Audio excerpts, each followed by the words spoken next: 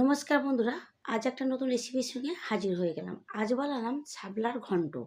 আর এই রেসিপিটা কিন্তু একদম আনকমন একটা রেসিপি। আশা করছি আপনাদের খুব ভালো লাগবে, একদম কম মশলাতে। সবার প্রথমে কড়াইয়ের মধ্যে বেশ কিছুটা তেল দিয়ে দিয়েছি, তার মধ্যে দিলাম কালো জিরে ফোড়ন, দুটো শুকনো লঙ্কা দিয়ে দিলাম, আর দিয়ে দিলাম আলু। ছোটো ছোটো করে কেটে নিয়েছি লম্বা লম্বা করে, আলুগুলোকে দিয়ে বেশ ভালো করে লাল লাল করে আলুগুলোকে ভেজে নেবো। আলুগুলো আমার ভাজা হয়ে গেছে, ওর মধ্যে দিয়ে দিলাম একটু হলুদ গুঁড়ো, একটু লঙ্কার গুঁড়ো, আর 1 চামচ মতন কাশ্মীরি লঙ্কার গুঁড়ো, একটু স্বাদ মতো নুন দিয়ে বেশ ভালো করে একটু আলুর সঙ্গে কষিয়ে নেব। আর ওর সঙ্গে বেশ কষানো রেডি। এবার আমি এর মধ্যে দিয়ে দেবো শাপলা। আর এই শাপলাগুলো কিন্তু এখনই বর্ষাকালে মাঠের মধ্যে জল হয়ে গেলে ওখানে দেখা যায়। আর দেখবেন বাজারে গেলে কিন্তু খুব সহজে কিনতেও পাওয়া যায়। আপনারা কিন্তু অবশ্যই কিনে নিয়ে এসে একবার হলেও বানাবেন।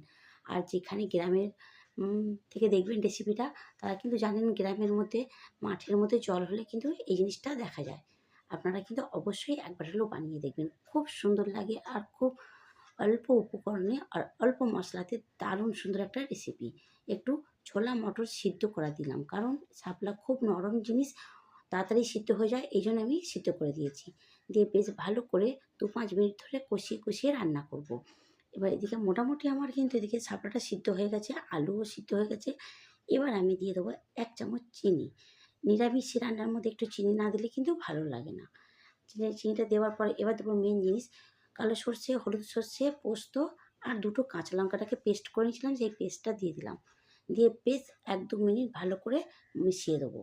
আর এইভাবে একবার বানিয়ে খেলে কিন্তু একতলা ভাত কিন্তু নিমেষে শেষ হয়ে যাবে।